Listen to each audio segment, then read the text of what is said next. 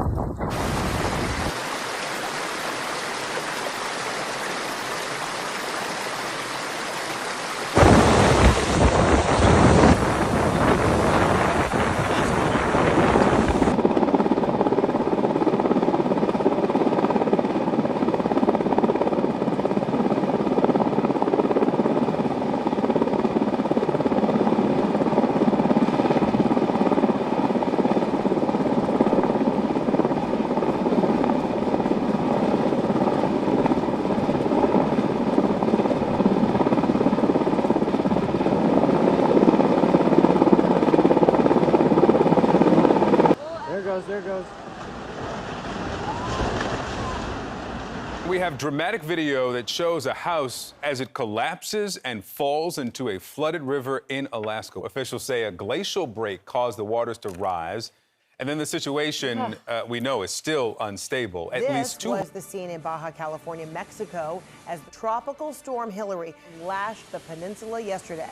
New video from Mexico showing just how bad the flooding is. The intense rainfall turning what appears to be a neighborhood into a rushing river.